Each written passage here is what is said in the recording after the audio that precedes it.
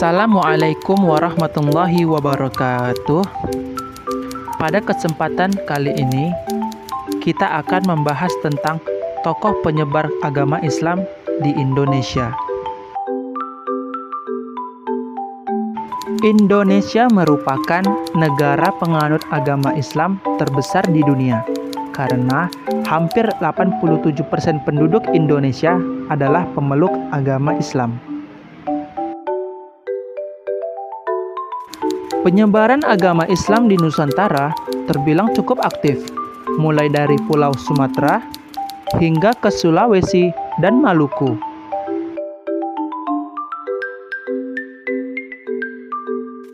Hal tersebut terjadi sejak ratusan tahun yang lalu, dan puncak penyebaran agama Islam terjadi pada masa Wali Songo.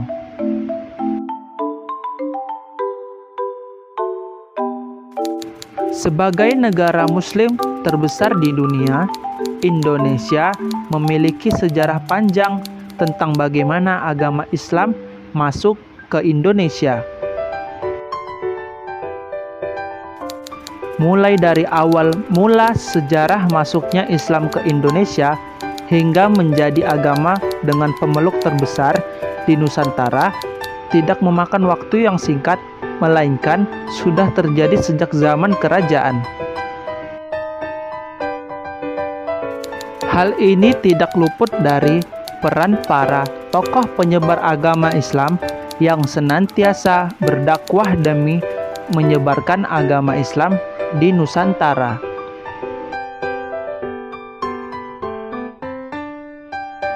Para tokoh tersebut berdakwah semata-mata hanya untuk memajukan peradaban Islam di dunia. Maka dari itu, pada pembahasan kali ini, kita akan membahas tokoh penyebar agama Islam di Indonesia. Di antaranya yaitu yang pertama Syekh Abdul Rauf As-Singkili dan yang kedua adalah Syekh Muhammad Arsyad Al-Banjari.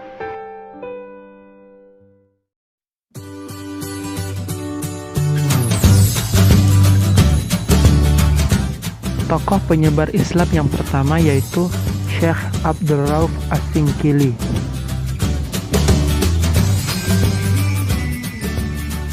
Syekh Abdul Rauf As-Singkili, nama aslinya adalah Abdul Rauf Al-Fansuri. Beliau lahir di kota Singkil.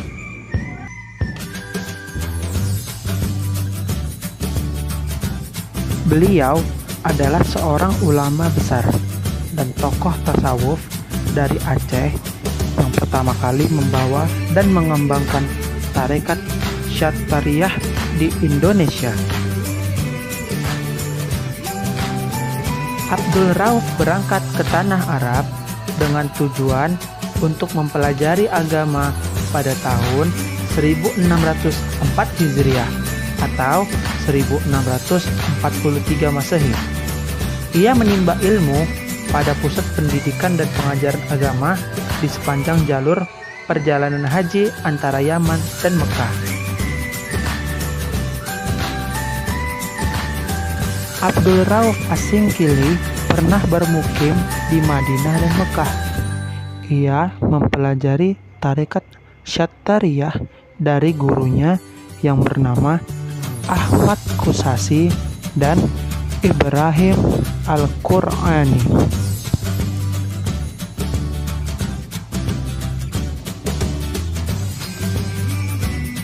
Kemudian Abdul Rauf As-Singkili pernah menjadi mufti kerajaan Aceh ketika diperintah oleh Sultanah Safiatuddin Tajul Alam. Abdul Rauf memiliki sekitar 21 karya tulis yang terdiri dari 1 kitab tafsir, 2 kitab hadis, 3 kitab fikih, dan sisanya kitab tasawuf.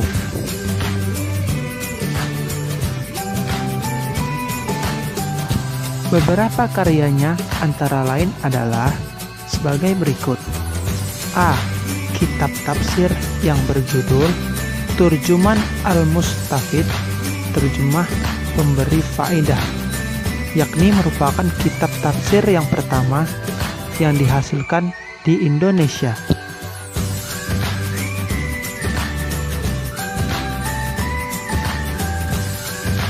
Lalu ada buku Umdat Al-Muhtajin, yaitu karya terpenting yang ditulis oleh Abdul Rauf As-Singkili.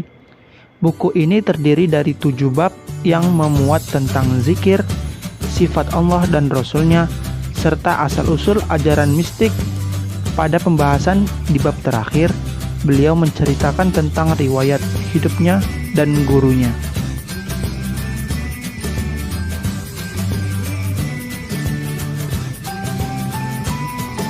Dan karya beliau yang terakhir berjudul Mir'at At-Tullab fi Tahsil Ma'rifah Ahkam Asy-Syar'iyyah li Al-Malik Al-Wahhab, cermin bagi penuntut ilmu fikih untuk memudahkan mengenal segala hukum syariat. Kitab ini memuat berbagai masalah mazhab Syafi'i yang merupakan panduan para qadhi.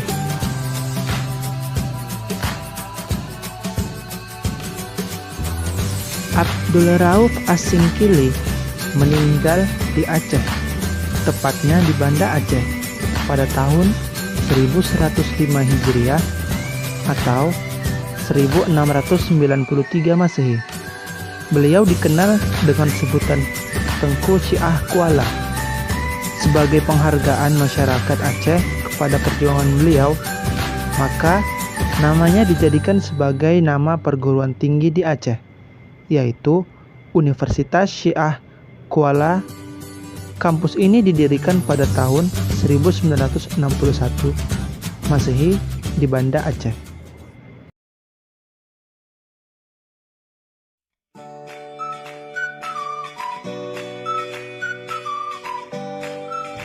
Tokoh penyebar agama Islam yang kedua adalah Syekh Muhammad Arsyad Al-Banjari.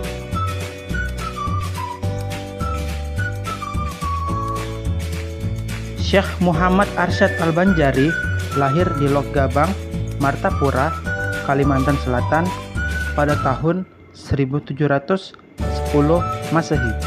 Beliau lahir dari pasangan Abdullah dan Siti Aminah. Setelah beliau wafat, beliau dikenal dengan sebutan Datuk Kalampayan karena beliau dimakamkan di desa Kalampayan.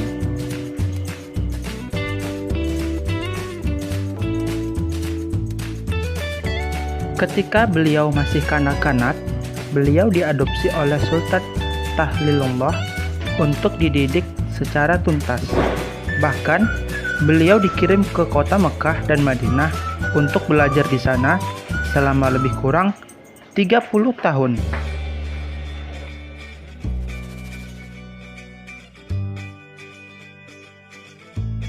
Sebelum beliau berangkat ke Tanah Suci, beliau dinikahkan dengan seorang putri yang bernama Bajut sebagai sarana untuk mengikat perasaan dengan keluarga di tanah air.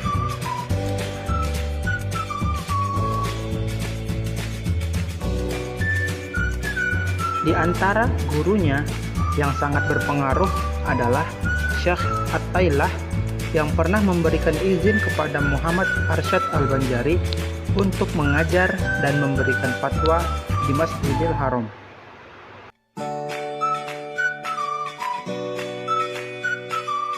Selama belajar di Tanah Suci, ia berteman dengan para ulama. Di antaranya adalah Syekh Abdus Somad Al-Palimbani, Abdul Wahab Bugis dari Makassar, yang kemudian nanti akan menjadi seorang menantunya. Abdul Wahab Bugis dari Makassar ini dinikahkan dengan putrinya yang bernama Syarifah binti Muhammad Arsyad Al-Banjari. Kemudian sahabat selanjutnya adalah Syekh Abdurrahman Masri dari Jakarta.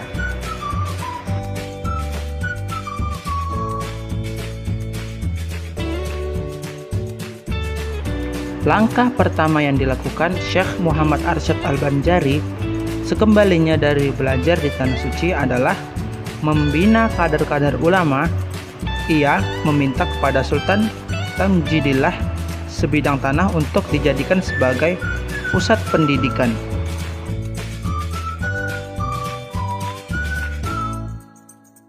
Di tempat tersebut, beliau membangun rumah tinggal, ruang belajar, perpustakaan, serta asrama bagi para santri. Dan berkat perjuangan keras dari beliau, dengan dibantu menantunya, akhirnya pusat pendidikan tersebut ramai dikunjungi para santri dari berbagai daerah. Tempat tersebut hingga saat ini dikenal dengan nama Kampung Dalam Pagar.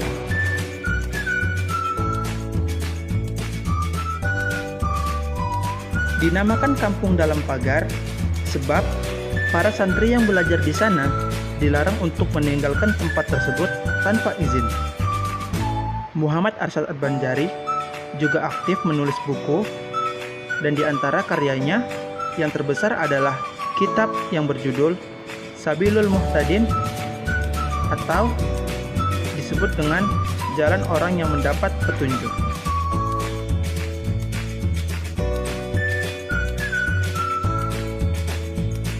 Karena keilmuan beliau yang luar biasa, Muhammad Arsyad Al-Banjari mendapat julukan sebagai matahari agama dari Banjar.